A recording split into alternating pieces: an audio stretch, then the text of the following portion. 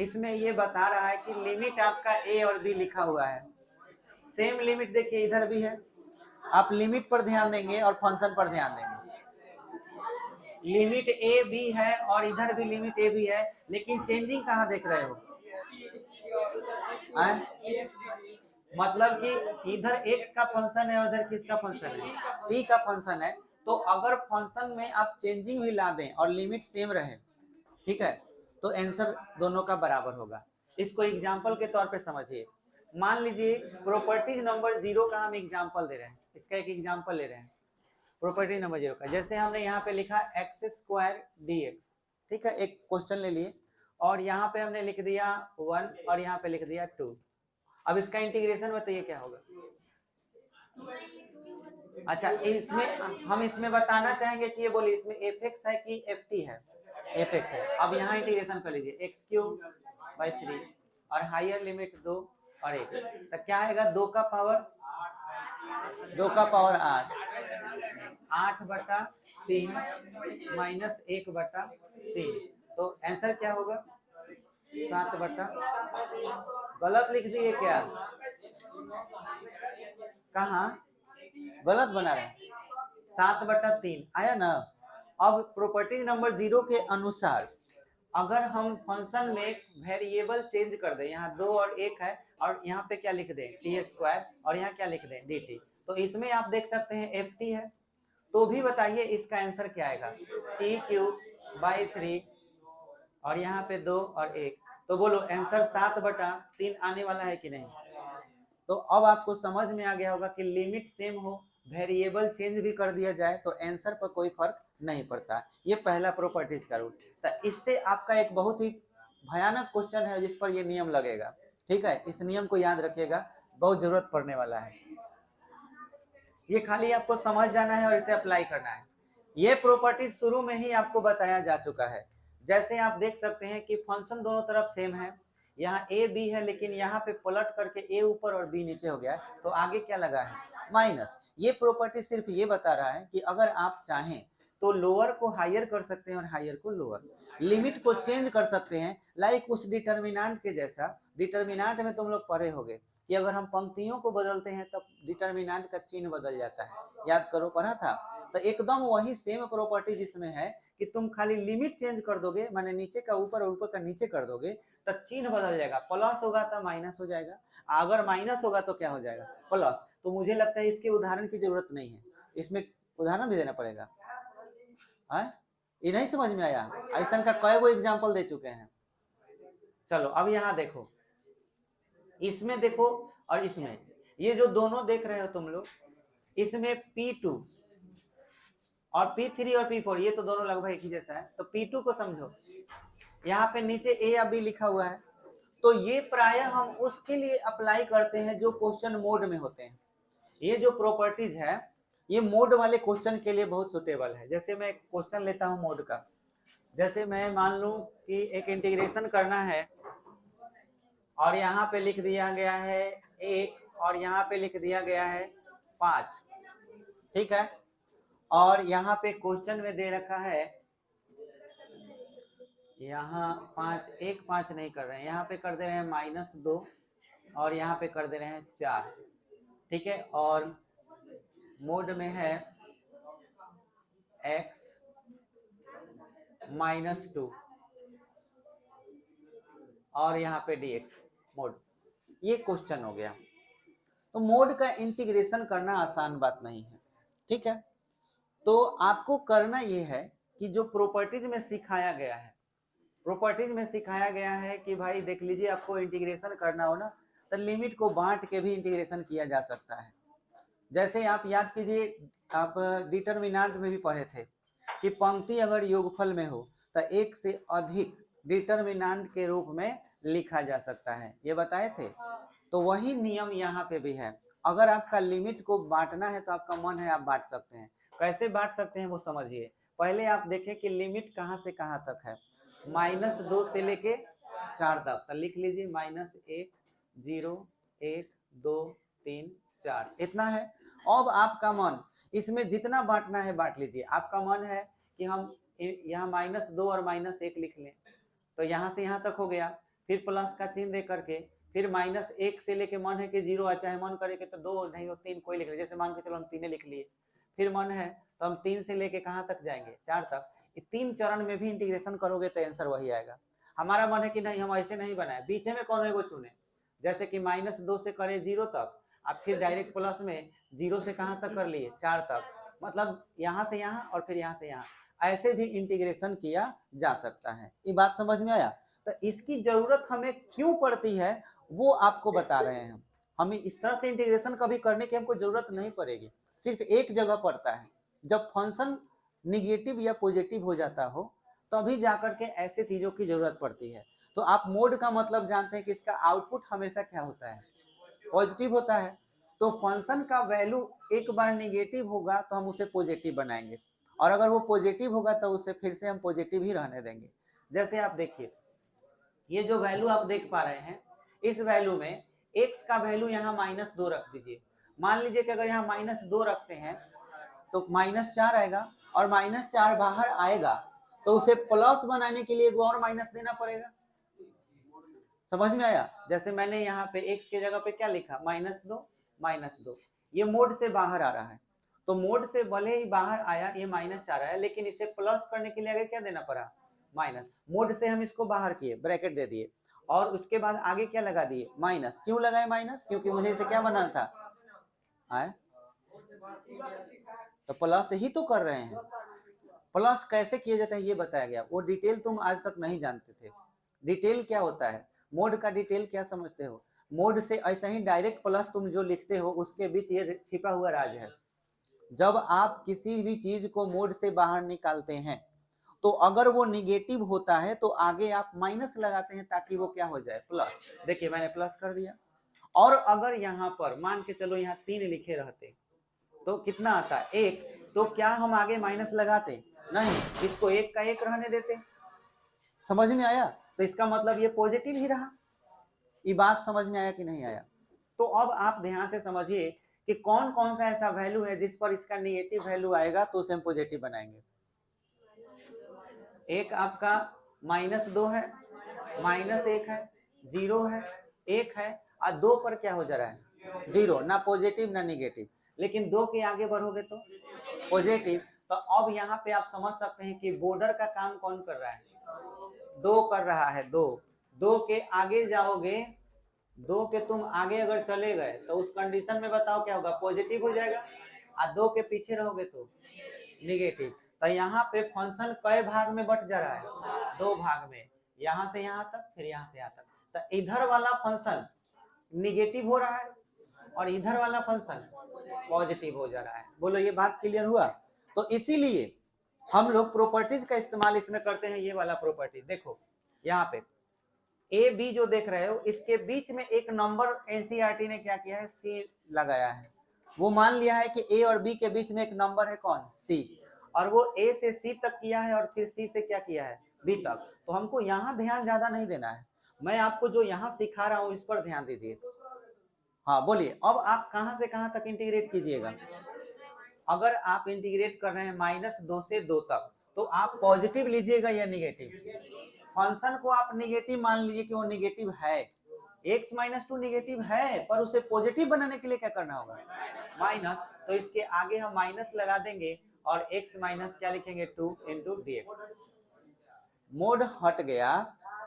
अब हमें ये बताइए x - 2 पॉजिटिव है या निगेटिव, निगेटिव है, पर मुझे क्या बनाना है, तो एक और निगेटिव लगाना पड़ा। ये बात समझ में है कि नहीं? कुछ लोगों को ये लग रहा होगा कि सर आगे माइनस लगाइएगा तब नहीं निगेटिव होगा। नहीं, x - 2 का मान निगेटिव है। समझ में आया? उसे प्लस बनाने के लिए हम एक्स्ट्रा क्या लगाते हैं, माइनस। और जिसे ये बात समझ में नहीं आ रहा है बस वो इतना ही समझे कि इतना दूर पर निगेटिव आ रहा है इसलिए निगेटिव लगाए। समझ में आया? पर इसके बाद बताओ क्या होगा, पॉजिटिव, तब प्लस का चिन्ह दो, और कहां से कहां तक चलोगे, तो नीचे 2 लिखो और ऊपर 4, माने छोटा वाला नीचे लिखना है और बड़ा वाला ऊपर। और यहाँ पर फिर से वही लिखेंगे x - 2 प्लस में कि माइनस में, प्लस में। अब इंटीग्रेशन बड़े आराम से हो जाएगा। तब मोड वाला कोई भी सवाल बनाओ तुम हमेशा क्या ध्यान रखोगे, तुम देखना है कि कहां से कहां निगेटिव हो रहा है तो नेगेटिव लगा देना और कहां से कहां तक पॉजिटिव हो रहा है, और ऐसे ही इंटीग्रेशन करना है तो मोड का इंटीग्रेशन हो जाएगा। अब चलो बताओ कैसे होगा।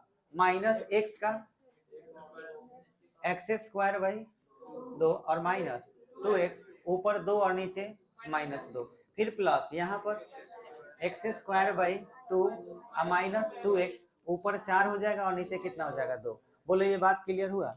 अब क्या करो कि इस माइनस को अंदर भेज दो तो 2x पहले हो जाएगा, है ना। तो अब हम वैल्यू रखेंगे पहले कितना है, ये 2 रखेंगे ना। ऐसा करते हैं पहले 2x लिख लेते हैं और माइनस एक्स स्क्वायर बटा में 2, माइनस को अंदर भेज दिए हैं और यहाँ 2 और यहाँ क्या लिख लेंगे -2, और यहाँ बड़े आराम से रख सकते हैं 4 का स्क्वायर बटा में 2 माइनस 2 गुना में 4, फिर माइनस यहाँ फिर से 2 रखेंगे, 2 का स्क्वायर बटा 2 माइनस 2 गुना 2 हो गया।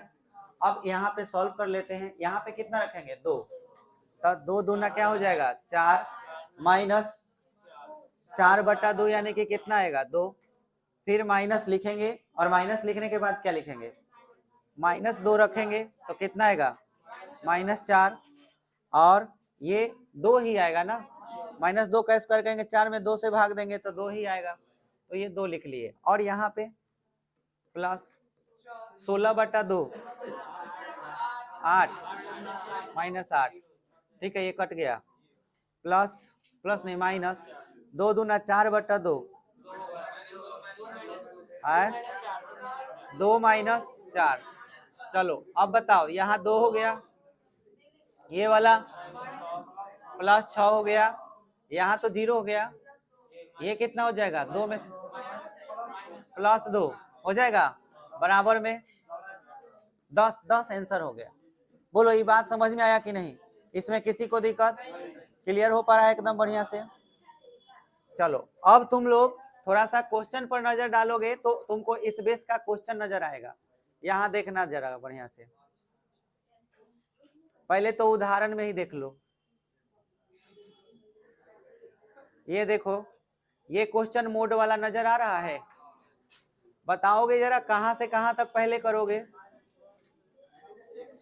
-1 से 0 तक और फिर 0 से कहां तक 1 तक। -1 से 0 तक करने में हो सकता है कि पॉजिटिव मिल रहा हो, और -1 से अब उसके बाद 0 से 1 तक करने में क्या मिल रहा हो नेगेटिव, तो आप देख सकते हैं। अच्छा इसको 3 चरण में किया है जी, और फिर 1 से क्या किया है 2 किया है, तो तुम अपना देख लेना कहां से कहा। तो इसमें 3 को किया है लेकिन तुम 2 ही में ही करना, 2 में भी कर सकते हो, बात समझ में आया। अच्छा इसके बाद देखो घबराने वाली बात नहीं है, इससे भी आसान क्वेश्चन आपको आपके एक्सरसाइज में है, जैसा मैं अभी बनाया ना।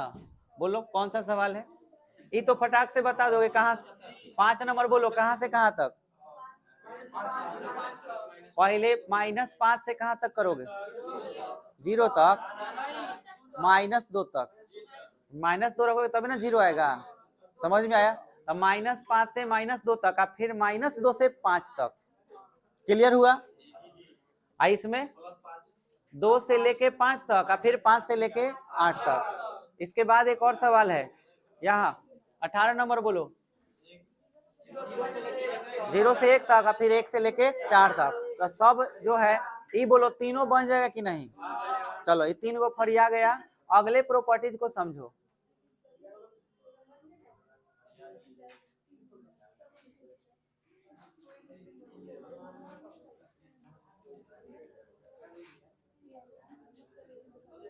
हाँ सुनो, अब अगला जो प्रॉपर्टीज है P3 और P4 दोनों एक ही प्रॉपर्टीज है, ये अलग अलग नहीं है, ठीक है।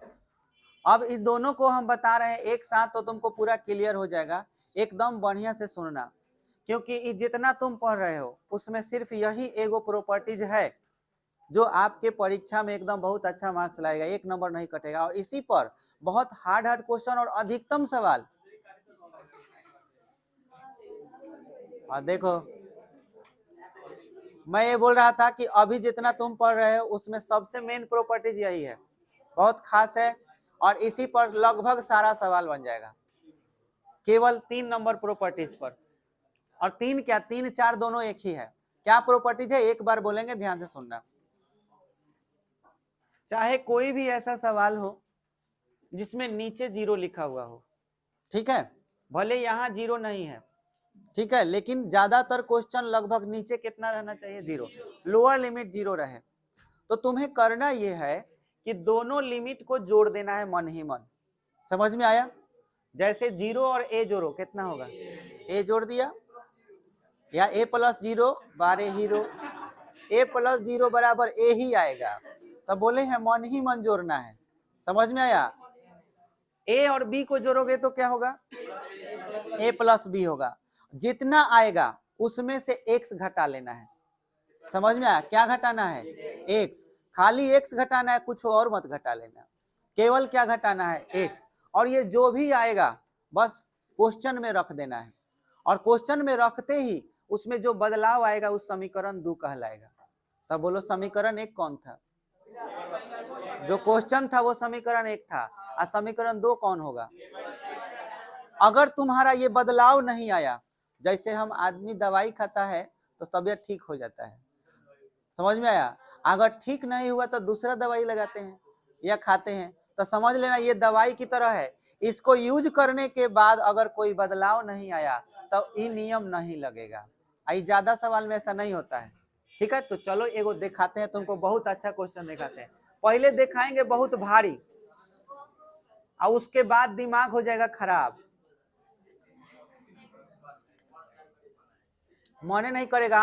अगर हम तुम लोग को अभी दे भी दे बनाने के लिए ना, कहें कि पीछे का जितना नियम पढ़ लिए हो सारा नियम लगा लो, अब बस बना के दिखा दो। हाँ ये रहा, ये सवाल रहा, ये बहुत खूबसूरत सा सवाल आपके सामने ये रहा। आप खाली उदाहरण 35 देखिए, ये क्वेश्चन देख रहे हो, तुम पीछे जितना पढ़ाई आज तक कर लिए वो लगा करके चेक कर लो, बनाते रह जाओगे, नहीं बनेगा। और बहुत बोल ले रही, वाह, ये साचो आंसर है रे, 5/4। बात तो बना दिले, अरे एक के बार में बना दिले, लेकिन ये आनंद किशोर कैसे जानेगा कि तुम बना दिए हो। अच्छा ये क्वेश्चन मान के चलो आ भी गया, तो तुम बनाओगे का 5/4 आंसर लिख के चल जा, हो गए, वाह। और बहुत बतैले,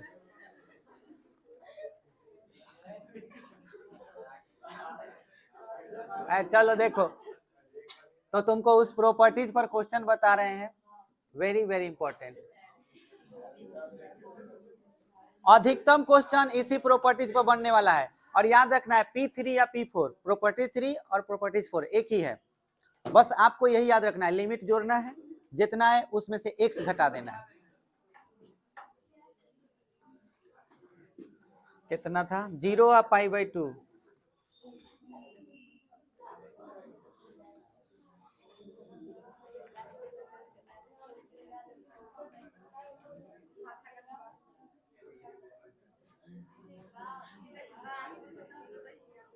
इसको i लिख लेना है, i, यही हमारे लिए समीकरण नंबर क्या होगा, 1। एक मान लिए, नियम बताओ क्या है,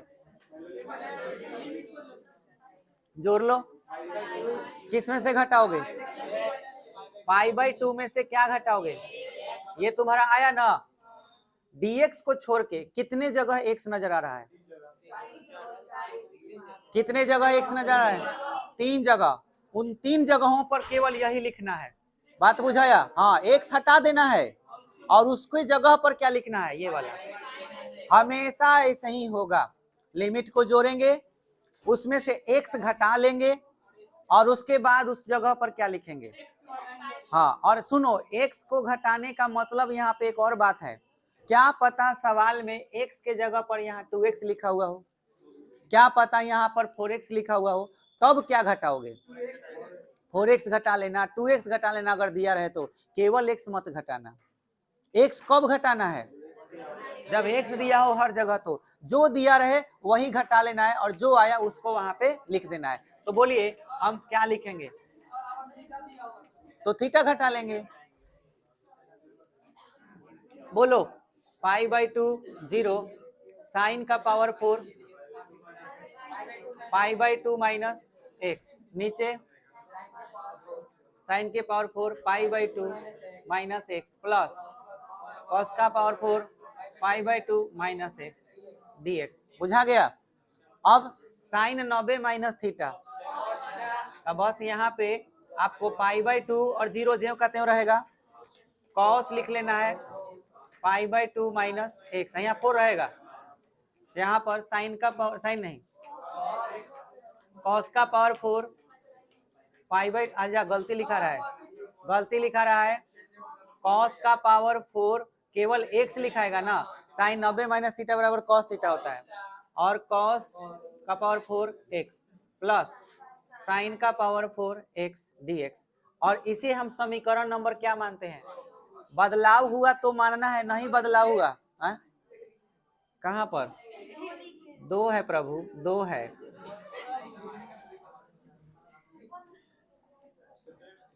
यहां तक बात समझ में आया कि नहीं आया? इतना करने के बाद हमेशा आपको दोनों समीकरण को जोड़ देना है। बात बुझाया? तो समीकरण 1 और 2 जोड़ दीजिए, समीकरण 1 जोड़ 2 से, ठीक है। 1 और 2 को जोड़िए, आई जोड़िएगा कितना हो जाएगा 2i। लेकिन इधर जोड़ने का तरीका पहले आप देख लें कि कहीं नीचे बराबर तो नहीं है, ठीक से देखिए, नीचे बराबर है तो किसी एक को नीचे लिखिए लघुत्तम लेकर, किसी एक को, ठीक है। तो अब बताइए 0 और π/2 ये लिमिट था ना, किसी एक को नीचे लिखना है तो ऊपर वाला ही लिख लीजिए, साइन के पावर 4x प्लस कॉस का पावर 4x। अब चलिए बारी बारी से लिखिए, ऊपर क्या है, साइन का पावर 4x प्लस यहाँ बताइए कॉस का पावर 4x, और यहाँ dx लगा दीजिए।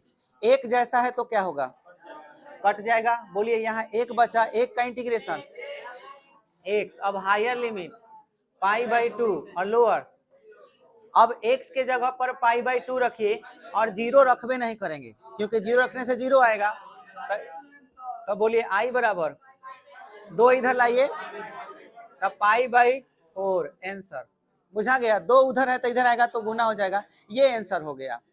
अब थोड़ा सा ध्यान दीजिएगा, आप क्वेश्चन पर ध्यान दें। अब ये देखिए, अभी जो आपने सीखा ये वाला 1 नंबर उसी नियम पर बनेगा, 2 नंबर भी उसी पर, 3 भी उसी पर, 4 भी उसी पर, और ये सीख ही चुके हो तो यहाँ 6 तक काम कंप्लीट है।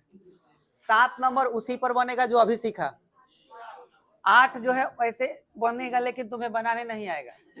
9 ये सवाल से मुलाकात बहुत पहले हो चुका होगा, लेकिन फिर भी यहाँ नीचे 0 है इसीलिए वो जोड़ के इसी नियम से बनेगा जो अभी सीखा। 10 नंबर उसी नियम पर बनेगा लेकिन तुमको बनाने नहीं आएगा। आए? हाँ, अब तुमको 11 नंबर सवाल का कॉन्सेप्ट सीखना है, सम फलन और विषम फलन। चलिए आगे बढ़ते हैं, सुनिए ध्यान से। अब आपको हम सिखाने जा रहे हैं सम फलन एवं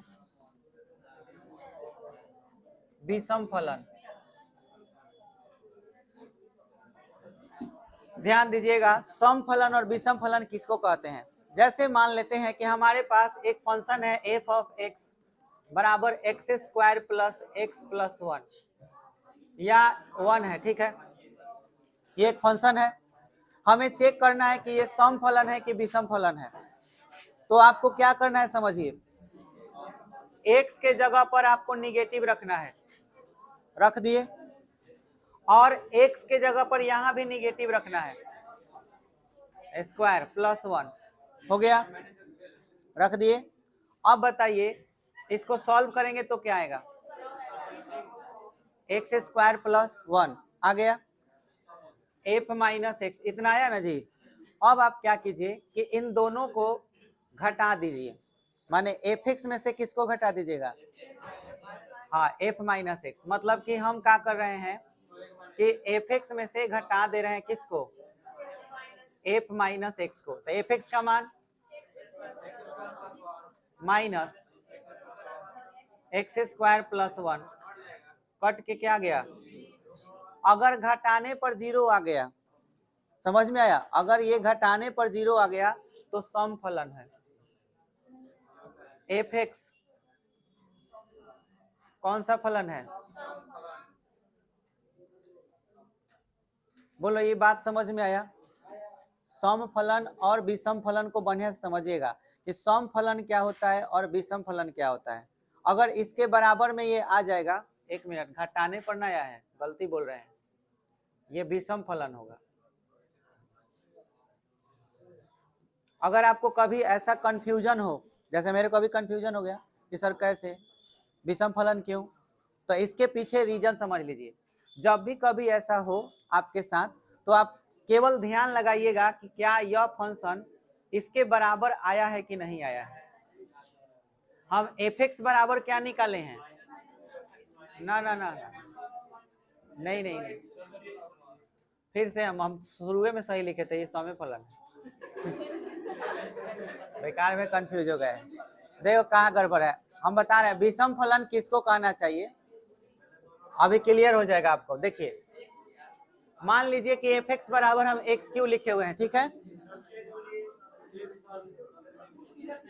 अरे बात मत करो, सुनो, f माइनस एक्स निकाले, माइनस एक्स का क्यूब किए, अब माइनस एक्स क्यूब आया। अब यहाँ पे हम सम विषम किसके बेस पर कह रहे हैं? देखो, कंफ्यूजन कभी नहीं होगा, जो बात अभी बता रहे हैं। जैसे हम भी अगर कंफ्यूज हो गए तो हमको बस याद रखना है कि निगेटिव अगर आएगा तो विषम समझना है। समझ में आया? आप पॉजिटिव आए तो क्या समझना है? सम। बस इतना याद रखेंगे कि विषम मतलब कि निगेटिव जरूर आएगा। क्या निगेटिव आएगा समझो, एफ ऑफ एक्स बराबर क्या है? X Q. तब बस आप यहाँ माइनस लिख दीजिए और एक्स क्यू के जगह पर एफ एक्स लिख सकते हैं। देखिए, एफ माइनस एक्स का माइनस बाहर निकल गया कि नहीं निकल गया? अगर माइनस बाहर निकल जाए इस कंडीशन में, तब हम एफ एक्स को कौन सा फलन कहेंगे? ये विषम फलन हुआ। बात बुझाया? विषम फलन कहने का मतलब उसका माइनस बाहर निकल जाता हो। अब यहाँ पे देखिए, जोड़ के 0 आना चाहिए, तो एफ एक्स आप प्लस में एफ माइनस एक्स बराबर, बताइए एफ एक्स का मान, इसका मान क्या है? कट कर क्या गया? 0। तो अब यहाँ पे हमारा नियम बन गया, नियम ये बन गया कि एफ एक्स और एफ माइनस एक्स का मान 0 के बराबर हो, तो यहाँ पे नियम याद रखिएगा, F x plus F minus x का मान 0 हो जोड़कर, तो एफ एक्स को कौन सा फलन कहेंगे? एफ एक्स विषम फलन होता है। बोलो, क्लियर हुआ? जोड़ के अगर 0 आए तो कौन सा फलन? और यहाँ देखिए, घटा करके 0 आए तो यहाँ पे हमारा नियम क्या बन गया? हम यहाँ पे लिखेंगे दूसरा नियम कि यदि एफ एक्स में से घटाने पर एफ माइनस एक्स बराबर 0 आए, तो एफ एक्स हमारा कौन सा फलन होता है? एफ एक्स सम फलन होता है। कंफ्यूजन यहां से नहीं होगा। देखो, माइनस यहाँ बाहर आ गया था ना, इसलिए भी सम हो गया। तो अब सब लोग को याद रखना है, जोड़ने पर एफ एक्स और एफ माइनस एक्स को जोड़ने पर अगर 0 आ गया तो वो कौन सा फलन हो गया? और इसको और याद रखने का अच्छा सा ट्रिक है कि ये इधर आएगा तो क्या आएगा? माइनस। एफ एक्स इधर आएगा तो क्या होगा? माइनस। तो एफ माइनस एक्स बराबर माइनस एफ एक्स हो। यहीं से नियम मिल गया कि भाई अगर इसको उधर लेकर चले जाएंगे तो माइनस है तो क्या बन जाएगा? प्लस। तो इस नियम पर आ जाएगा कि नहीं? तो आपको यहां से भी याद रह सकता है कि एफ माइनस एक्स, अब माइनस वाला उधर गया तो क्या हो गया? प्लस। एफ माइनस एक्स अब प्लस में एफ एक्स जोड़ के 0 आ गया तो विषम फलन। अगर ऐसा नहीं है, घटा के 0 आ गया तो कौन सा फलन? सम फलन। बोलो, क्लियर हो गया? अब इसका फायदा क्या है? फायदा हम समझाते हैं आपको। यहाँ पर देखिए, फायदा समझिए क्या है।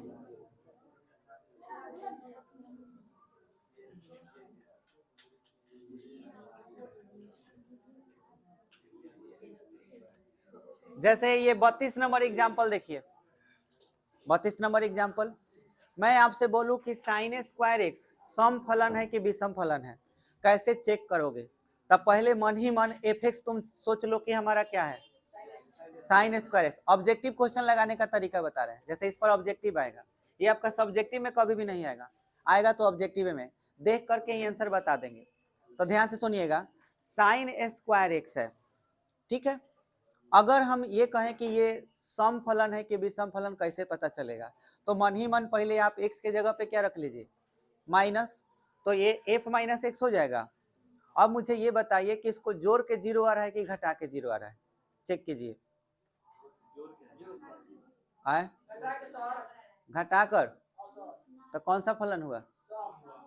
घटा करके अगर आएगा तो सम फलन।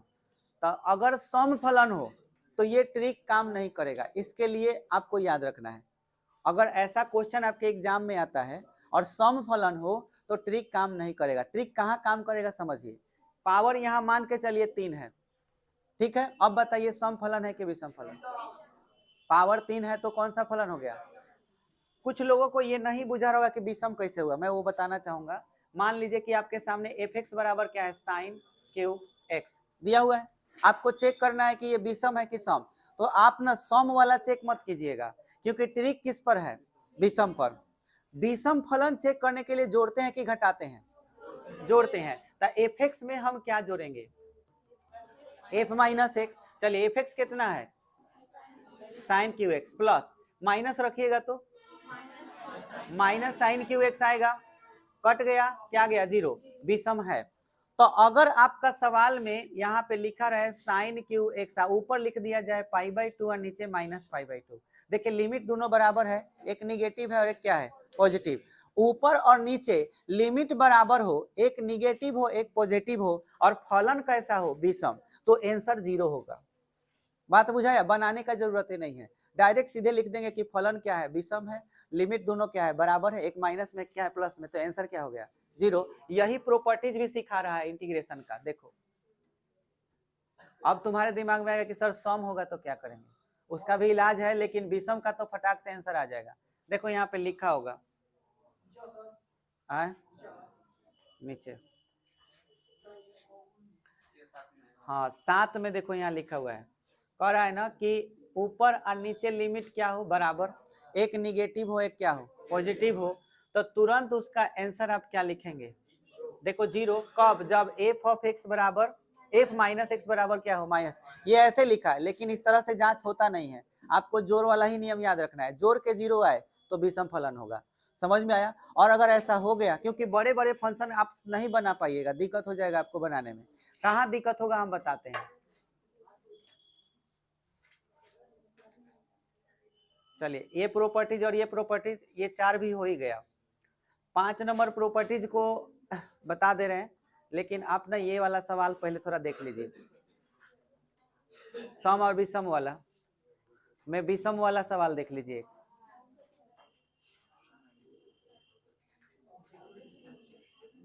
ये देखिए, तो ये क्वेश्चन देख पा रहे हैं, ऊपर और नीचे लिमिट क्या है, बराबर है। जरा जल्दी से बताइएगा जोड़ के क्या होगा, एफ एक्स और एफ माइनस एक्स, मन ही मन 0 आए। पावर क्या है 5 और क्या है 4। मान के चलो x के जगह पे माइनस एक्स रखा, तो माइनस एक्स रखोगे तो ये आगे निगेटिव लग ही जाएगा, लेकिन x तो ये पॉजिटिव ही रहेगा, लेकिन आगे माइनस आ जाएगा कि नहीं। अब जोड़ के बताओ क्या आया, नहीं आया, 0। एफ एक्स बराबर इतना सोचो, सोच लिया। अब हर x के जगह पे माइनस रखो, इस x में माइनस रखा, 5 होने की वजह से माइनस बाहर निकल गया, 4 होने की वजह से माइनस नहीं निकला, तो बोलो आगे माइनस आ गया कि नहीं। जोड़ के क्या आया, 0। तो इसको हम बनाने की जरूरत नहीं है, डायरेक्ट आंसर हम क्या लिखेंगे, 0। क्यों भाई, क्योंकि कौन सा फलन है, विषम फलन। ऑब्जेक्टिव बनाने का ये ट्रिक है, विषम फलन हो आंसर 0 लिखना है। अच्छा आगे यहाँ सवाल में कुछ सवाल दिखाते हैं, सब्जेक्टिव वाला नहीं है क्वेश्चन, सब्जेक्टिव का क्वेश्चन इस लेवल का रहेगा, आप सब्जेक्टिव का अब ऑब्जेक्टिव पर भी ध्यान दीजिए।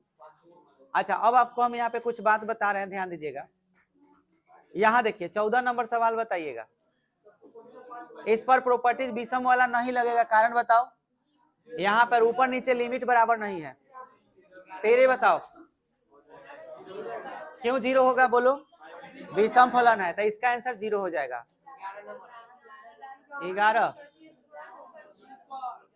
11 नहीं लगेगा, ये सम फलन है तो इसका नियम अलग होगा।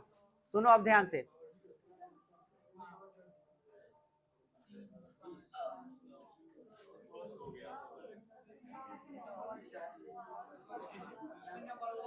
यहाँ ये वाला सवाल बहुत बेहतरीन, 20 नंबर। आए बहादुर लोग, आंसर 20 नंबर में देखो। नहीं नहीं नहीं, जीरो नहीं होगा ना, जीरो नहीं होगा। तुमको इसमें ये भी देगा सवाल में, यही तो कंफ्यूजन है। सवाल में कुछ हद तक आपको फंक्शन कर देगा विषम, और कुछ को ना तो सम करेगा ना विषम। यहां तक देखो, केवल 1 को भुला जाओ, यहां तक देखो, केवल x तक विषम है, ये x तक विषम है, 1 विषम नहीं होगा। यहाँ x तक आपका पूरा फंक्शन क्या है, विषम, इसलिए यहां से यहां तक इंटीग्रेशन 0 हो गया। अब तुम्हें किसका सोचना है, 1 का इंटीग्रेशन x। अब एक बार π/2 रखो, एक बार -π/2, तो π/2 और π/2 ऐड हो जाएगा, -π/2 प्लस हो जाएगा, तो आंसर क्या होगा, पाई। सी आंसर हो गया। देखा, इतना बड़ा सवाल लोग इंटीग्रेट करेगा, इसको फिर में पड़ जाएगा, एक पन्ना 2 पन्ना लगा देगा, समझ में आया, जबकि ऑब्जेक्टिव सवाल है। तो इसके लिए सम विषम का कॉन्सेप्ट क्लियर हो गया। चलो यहां तक तो क्लियर हो गया। अब सम वाला हम रहने दे रहे हैं, और इतना सवाल तुम लोग करके आना, कल ये खत्म हो जाना चाहिए। हाँ, 16 नंबर कोई बना के लाएगा तो अच्छी बात है।